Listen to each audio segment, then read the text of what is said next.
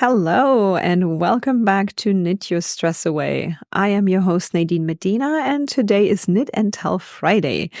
We're going to have a fun tip today for you.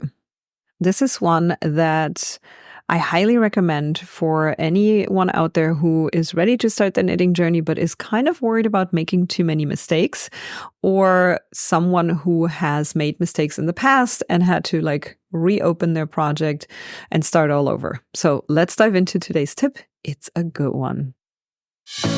Welcome to Knit Your Stress Away. Are you a mom who feels overwhelmed, craving a creative outlet, but unsure where to start or how to fit it into your already packed day? I have dedicated this podcast to help you discover practical, guilt-free self-care strategies through the calming practice of knitting. I'll help you break free from the overwhelm, quiet the noise and comparison of social media, empowering you to pick up your knitting needles instead and embrace moments of rest, creativity, and mindfulness. Hi, I'm Nadine, a mom, wife, and passionate knitter. I first learned to knit as a teenager from my grandmother back in Germany, but for some reason, I put my needles down in my 20s. It wasn't until 2020, when everyone was searching for ways to ease the anxiety of the unknown, that I picked knitting back up, and something amazing happened. I found peace and joy in the cozy, calming rhythm of knitting, and now I'm so excited to share my practical tips and habits with you so you can reclaim your time, recharge, and rediscover the things that bring you happiness. It's time to ditch the endless scroll on social media and focus on what truly matters, your well-being. So if you're ready to take control of your stress, ditch overwhelm and social media comparison, rekindle your creativity, and recharge with a hobby you love, this podcast will guide you every step of the way. Take a deep breath, grab your knitting needles, and let's start creating a life with less stress and more joy, one stitch at a time. Hey mama, I have got something super exciting for you.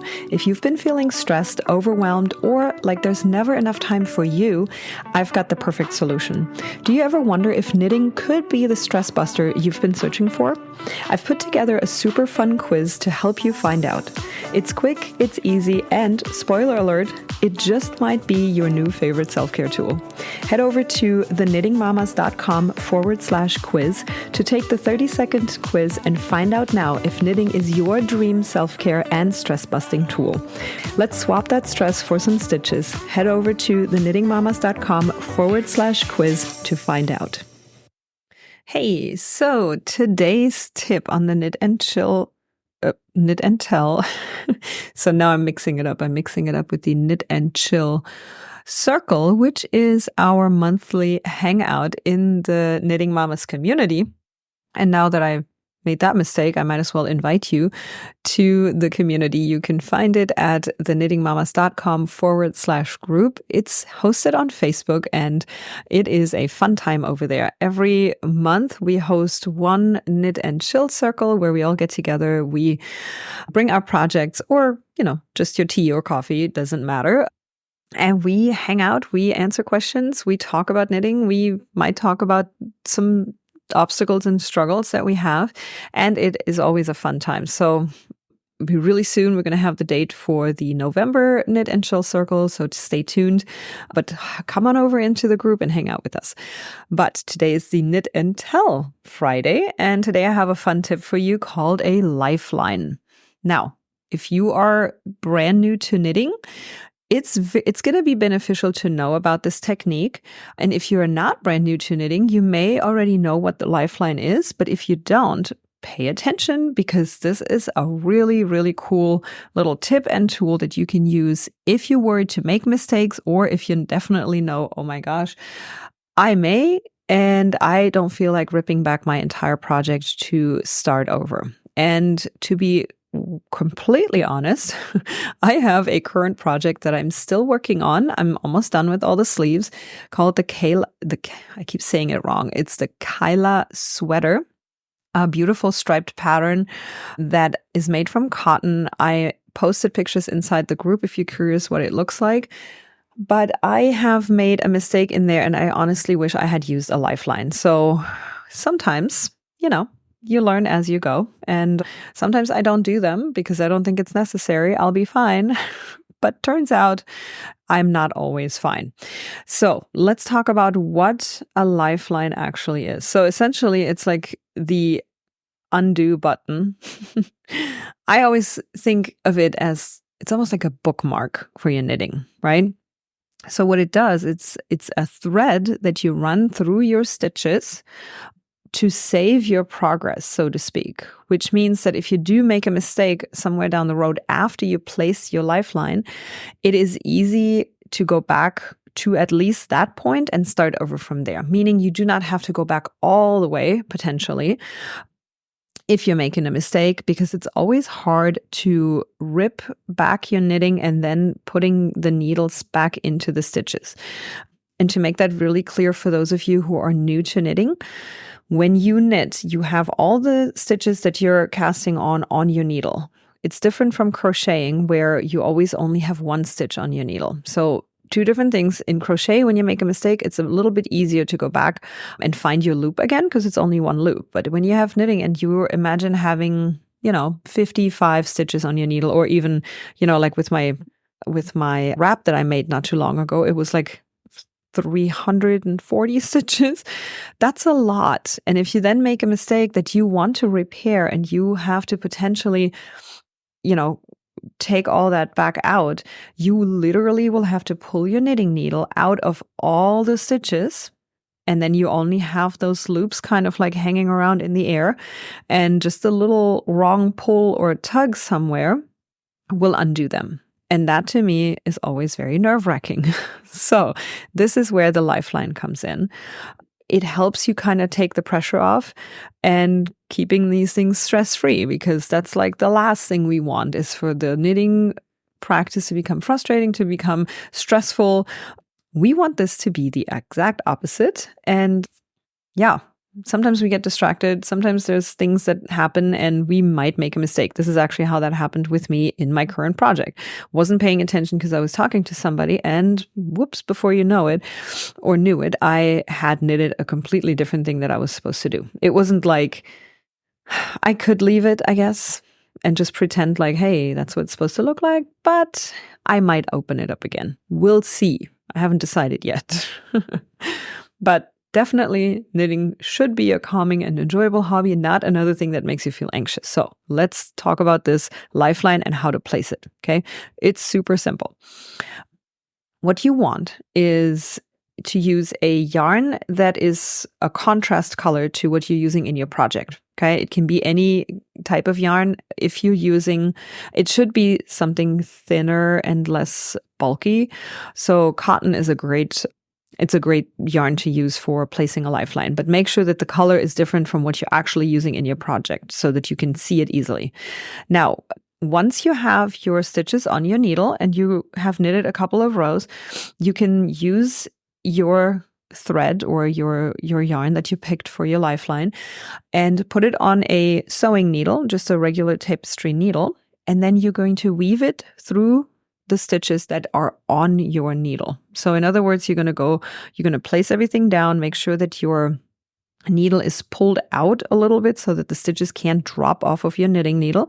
I would place it on a table in front of you and then very carefully go with the sewing needle and the attached yarn through each loop that is on your knitting needle, and just carefully go one by one and thread the entire yarn through those stitches until you get to the other side, and then you can take the needle off and you have your contrast colored thread pulled through the entire project from left to right. Once it's in place, you can just continue knitting as usual, and now you have a safe point. How will that work now? If you were to make a mistake and you're like, oh my gosh, I have to go all the way back to my lifeline. You can also place multiple lifelines, by the way, if you're like, oh, you know what, I have to knit like 120 rows. You can place a lifeline, if you like, every 20 rows, because I can imagine, okay, making a mistake and having to go back, 100 or 99 rows because your lifeline is way back at the bottom. It's going to be a little, that's going to be annoying too. So maybe, every 20 or maybe even every 30 rows, you can place a new lifeline. But the way it works then is if you realize, oh, okay, we're going to have to undo this thing. You are going to pull your needle out of your project completely. And then you're going to have fun pulling the other end and just undoing all your hard work, but only up until the point where your contrast thread is placed in your project. And it will automatically stop right there because you have that thread in there. And then you can take your knitting needle again and just weave it through each stitch again and put the stitches back on your needle. And then you can start from that point. It is magical. It's magical. Really fun tip here for you that I found out a few years ago. I actually recommend everywhere in my checklist that I just created, that you can download for free, by the way. Go to theknittingmamas.com/checklist and you can download your complete essential knitting tool beginner's checklist, where I put all my favorite tools, including all the links, my favorite patterns, everything is in there. If you want to get started, get yourself on that list, get to your checklist. But on there, I recommend my favorite knitting needles by a brand named Addi. They're actually German, like me, which is funny. That's not why I'm recommending them. It just happens to be a coincidence. But the interchangeable, I believe it's only the interchangeable version of these needles, meaning you can take the needles off the cord and place a different size needle on there. They do have this little slit inside the cable where you can put the lifeline thread through as you knit, and it'll automatically place your lifeline. So it's pretty cool, actually. But yeah, this is the tip for you today. It's a little trick that can really help you kind of take a breath as you knit. And, if you're feeling like you're worried about making a mistake, or if you know, because you have been knitting, that you sometimes make them, no big deal. Try out a lifeline. I would love to hear what you have to say about it. Join us in the group over on Facebook. You can join us at theknittingmamas.com/group. I would love to hear about it. I would love if you have been using lifelines, or if you're like, what the heck? I haven't even cast on a project yet. I don't even have yarn yet. So wherever you are in your journey, we're here to support you, and go get yourself that checklist so that you can actually get started. If you're not sure, by the way, if you're like, nah, not sure if knitting is actually for me, I have this fun quiz that I created too. It's like 60 seconds long, and you go through and you answer 6 questions about your current situation. And at the end, it's going to spit out if knitting is for you and if you're ready to start, or if there's maybe something else that you need to do first. So go ahead and check that out, theknittingmamas.com/quiz. So I was just telling you that I'm still working on the Kyla sweater, because the Knit and Show Fridays usually have a little update of my own project. And I am also still knitting the little beanie that I started for my husband. I'm a little late with that, but it's made with love. But I had to start it over. I talked to you about it in the last Knit and Tell Friday.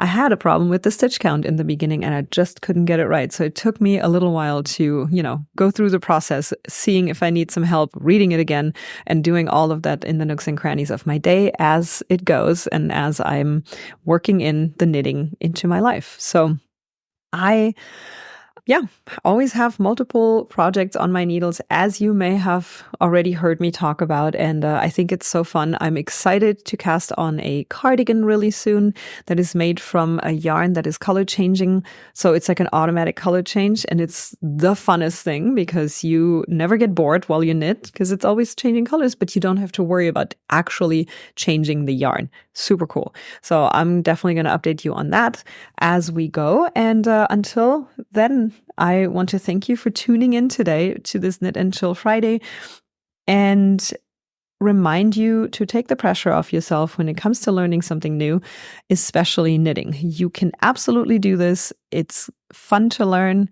There may be a couple of stumbly roadblocks in the way, but you got this, and I'm here to help you. So keep at it. Download your checklist. Take the quiz if you like to. And come on over into the Knitting Mamas community on Facebook. Can't wait to have you there, and I will talk to you next week. Have a lovely weekend. Thanks so much for hanging out with me on today's episode. I hope you're walking away with a bit more inspiration and a few ideas to make your self-care a priority. If today's chat gave you a little boost, I'd love it if you could leave a 5-star review on iTunes. This helps other moms discover the podcast and start finding more calm and creativity in their day as well. And don't forget to join us over in the Knitting Mamas community on Facebook by going to theknittingmamas.com/group. Thanks again, and remember, you deserve time for yourself to recharge and feel your best. Catch you next time on the Knit the Stress Away podcast.